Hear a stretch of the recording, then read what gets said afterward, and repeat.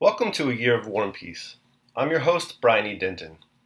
A Year of War and Peace is a daily, year-long, chapter-by-chapter reading of and meditation on Leo Tolstoy's epic novel, War and Peace. In these videos and podcasts, you'll be treated to a free reading of one chapter per day of the novel, plus a reflective essay I've written individually tailored to that day's chapter. These readings are offered for free, though if you'd like to support me, you can do so in one of three ways. First, you could purchase my ebook, A Year of War and Peace. It features the entire novel, plus all of my reflective essays, and it's only $2.99 on Amazon.com. You could also become a patron at patreon.com/Brian E. Denton. If you sign up there, you'll receive a sonnet once a month, plus a link to an ebook of my collected sonnets. Finally, if you like, you can make a one-time donation to my PayPal account. The email there is brianedenton@gmail.com. You can also use that email to contact me. I'd be happy to hear from you. Your support is greatly appreciated. Today's reading is of Chapter 26, followed by a reflection on the same. Chapter 26. In October 1805, a Russian army was occupying the villages and towns of the Archduchy of Austria, and yet other regiments freshly arriving from Russia were settling near the fortress of Braunau and burdening the inhabitants on whom they were quartered. Braunau was the headquarters of the commander-in-chief, Kutuzov. On October 11, 1805, one of the infantry regiments that had just reached Braunau had halted half a mile from the town, waiting to be inspected by the commander-in-chief.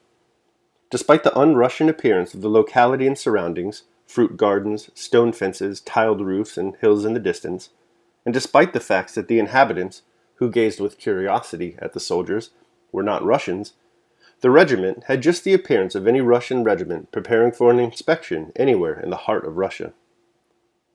On the evening of the last day's march, an order had been received that the commander-in-chief would inspect the regiment on the march. Though the words of the order were not clear to the regimental commander, and the question arose whether the troops were to be in marching order or not, it was decided at a consultation between the battalion commanders to present the regiment in parade order, on the principle that it is always better to bow too low than not bow low enough.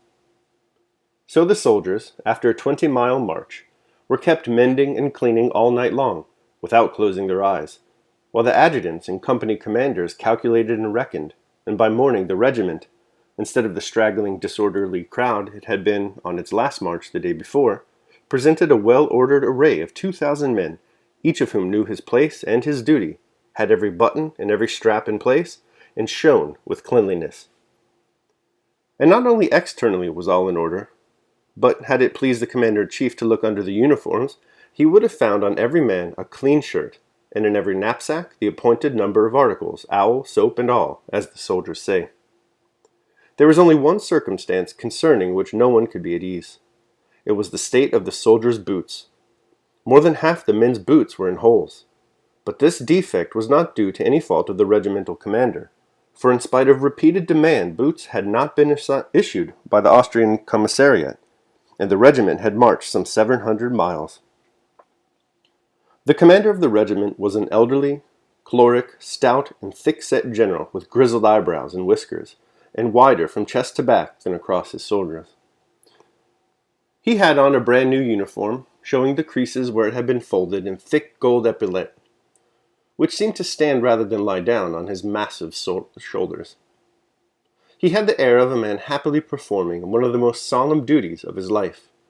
He walked about in front of the line, and at every step pulled himself up, slightly arching his back. It was plain that the commander admired his regiment, rejoiced in it, and that his whole mind was engrossed by it. Yet his strut seemed to indicate that, besides military matters, social interest and the fair sex occupied no small part of his thoughts. "Well, Michael Mitrich, sir," he said, addressing one of the battalion commanders, who smilingly pressed forward. It was plain that they both felt happy. "We had our hands full last night. However, I think the regiment is not a bad one, eh?" The battalion commander perceived the jovial irony and laughed. "It would not be turned off the field even on the Sartzen meadow." "What?" asked the commander. At that moment, on the road from the town on which signalers had been posted, 2 men appeared on horseback. They were an aide-de-camp, followed by a Cossack. The aide-de-camp was sent to confirm the order which had not been clearly worded the day before, namely, that the commander-in-chief wished to see the regiment just in the state in which it had been on the march, in their greatcoats and packs, and without any preparation whatsoever. A member of the Hofsgeräte from Vienna had come to Kutuzov the day before with proposals and demands for him to join up with the army of the Archduke Ferdinand in Mack, and Kutuzov, not considering this junction advisable, meant, among other arguments in support of his view, to show the Austrian general the wretched state in which the troops arrived from Russia. With this object he intended to meet the regiment. So the worse the condition it was in, the better pleased the commander-in-chief would be. Though the aide-de-camp did not know these circumstances, he nevertheless delivered the definite order that the men should be in their greatcoats and in marching order, and that the commander-in-chief would otherwise be dissatisfied. On hearing this, the regimental commander hung his head, silently shrugging his shoulders, and spread out his arms with a choleric gesture. "A fine mess we've made of it," he remarked. "There now, didn't I tell you, Michael Mitrich, that if it was said on the march it meant in greatcoats?" said he reproachfully to the battalion commander. "Oh, my God," he added, stepping resolutely forward. "Company commanders!" he shouted in a voice accustomed to command. "Sergeants major, how soon will he be here?" he asked the aide-de-camp with a respectful politeness, evidently relating to the personage he was referring to. "In an hour's time, I should say." "Shall we have time to change clothes?" "I don't know, General." The regimental commander, going up to the line himself, ordered the soldiers to change into their greatcoats.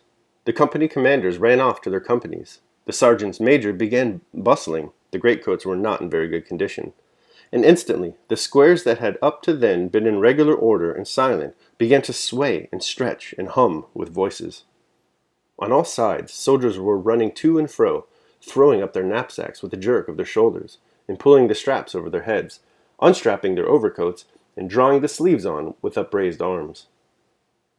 In half an hour, all again was in order, only the squares had become gray instead of black. The regimental commander walked with his jerky steps towards the front of the regiment and examined it from a distance. "Whatever is this? This," he shouted, and stood still. "Commander of the 3rd Company!" "Commander of the 3rd Company wanted by the General!" "Commander to the General!" "3rd Company to the Commander!" The words passed along the lines, and an adjutant ran to look for the missing officer. When the eager but misrepeated words had reached their destination, and a cry of "The General to the 3rd Company!" the missing officer appeared from behind his company, and, though he was a middle-aged man, and not in the habit of running, trotted awkwardly, stumbling on his toes towards the general. The captain's face showed the uneasiness of a schoolboy who is told to repeat a lesson he has not learned.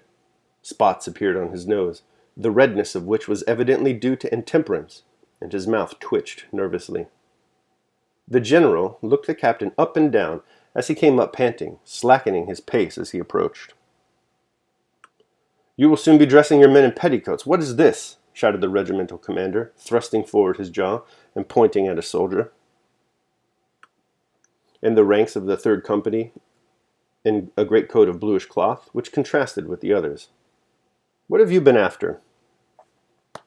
"The commander-in-chief is expected, and you leave your place, eh? I'll teach you to dress the men in fancy coats for a parade, eh?" The commander of the company, with his eyes fixed on his superior, pressed 2 fingers more and more rigidly to his cap, as if in this pressure lay his only hope of salvation. "Well, why don't you speak? Whom have you got there dressed up as a Hungarian?" said the commander with an austere jib. "Your Excellency." "Well, Your Excellency what? Your Excellency. But what about Your Excellency? Nobody knows." "Your Excellency, it's the officer Dólokhov, who has been reduced to the ranks," said the captain softly. "Well, he has been degraded to a field marshal, or into a soldier. If a soldier, he should be dressed in regulation uniform like the others." "Your Excellency, you gave him leave yourself on the march." "Gave him leave? Leave? That's just like you young men," said the regimental commander, cooling down a little. "Leave indeed. One says a word to you, and you— What?" he added with renewed irritation. "I beg you to dress your men decently." And the commander, turning to look at the adjutant, directed his jerky steps down the line. He was evidently pleased at his own display of anger, and walking up to the regiment wished to find a further excuse for wrath. Having snapped at an officer for an unpolished badge, at another because his line was not straight, he reached the 3rd Company. How are you standing? Where's your leg? Your leg! Shouted the commander, with a tone of suffering in his voice, while there were still 5 men between him and Dólokhov with his bluish-gray uniform. Dólokhov slowly straightened his bent knee, looking straight with his clear, insolent eyes in the general's face. Why a blue coat? Off with it, Sergeant Major. Change his coat. The rest... But he did not finish. General, I must obey orders, but I am not bound to endure, Dólokhov hurriedly interrupted. No talking in the ranks. No talking. No talking. Not bound to endure insults, Dólokhov continued in a loud, ringing tone. The eyes of the general and the soldier met. The general became silent, angrily pulling down his tight scarf. I request you to have the goodness to change your coat, he said as he turned away. All right, that concludes my reading of chapter 26 of War and Peace. I will now conclude with my reflection on the same. A Year of War and Peace, Day 26. A Duty Disturbed. We've left the cozy confines of peacetime aristocratic Russia with its parties and entered the comfortless world of war with its marches over foreign soil. Specifically, we're now in Brno, a place near the contemporary border between Austria and Germany. We're told that the Russian army is currently occupying many villages and towns in the Archduchy of Austria. The infantry regiment we spend our time with has just stopped its march outside of Brno. The regimental commander receives a message that the commander-in-chief wishes to inspect the regiment. The regimental commander interprets this order to mean that the commander-in-chief desires to examine the regiment and the full glory of the parade order, so the regiment busies itself all night long, prepping themselves to look as great as possible. This is a tough order because, after marching for so long, they are a complete mess. In the morning, however, an aide-de-camp and a Cossack arrive with news from the commander-in-chief that he wishes to display the regiment in the shabby state that they had been in during the march. The idea is to show the Austrians the wretched state of the Russians, ostensibly to get more support from them. So now the regimental commander has to undo everything he worked so hard to achieve the night before. We're all about a month into our New Year resolutions, assuming you've picked up a Year of War and Peace at the start of the calendar year, and I'm sure we can all relate to the plight of the regimental commander. We often fail at what we set out to do. Sometimes that failure is totally on us. If that's the case, then we need to work even harder on achieving our goals. Sometimes, however, like the regimental commander today, the failure is not on us. Things beyond our control get in the way.